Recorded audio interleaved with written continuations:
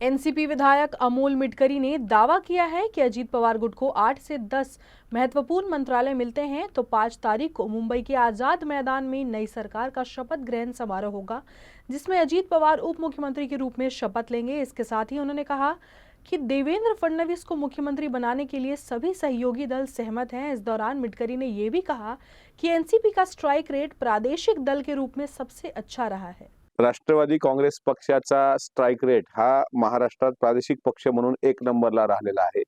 41 जागांवर दणदणीत विजय मिळवल्यानंतर आदरणीय अजितदादा आणि राष्ट्रवादी काँग्रेस पक्ष यांचा कॉन्फिडन्स अर्थातच दिल्लीमध्ये ज्यावेळेस पहिली बैठक तटकरे साहेबांकडे झाली त्यावेळेस स्वतः देवेंद्रजी फडणवीस आणि अजितदादा, प्रफुल्लभाई हे सर्व उपस्थित होते.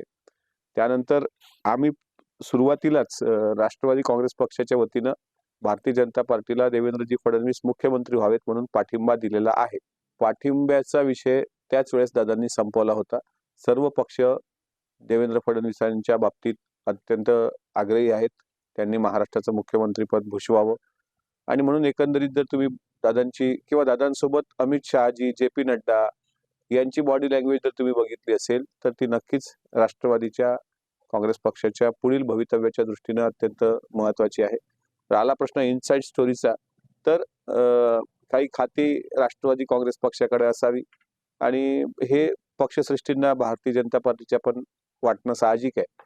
त्यामध्ये अर्थ खातं असेल, महिला बाल विकास खातं असेल, सहकार खातं असेल, कृषी खातं असेल, असे महत्त्वाची खाती 8 ते 10 खाती राष्ट्रवादीकडे असावी असा सुद्धा आमचा प्रयत्न आहे आणि नक्कीच भारतीय जनता पार्टीचे वरिष्ठ नेते त्याबद्दल सकारात्मक आहेत आणि मला विश्वास आहे 5 तारखेला माझ्या माहितीप्रमाणे शपथविधी सोहळा आझाद मैदानाला पार पडतोय आणि त्यावेळेस आदरणीय अजितदादा महाराष्ट्राचे उपमुख्यमंत्री म्हणून शपथ घेतील आणि निश्चितच आमच्या सर्व कार्यकर्त्यांसाठी ही फार मोठी बाब आहे.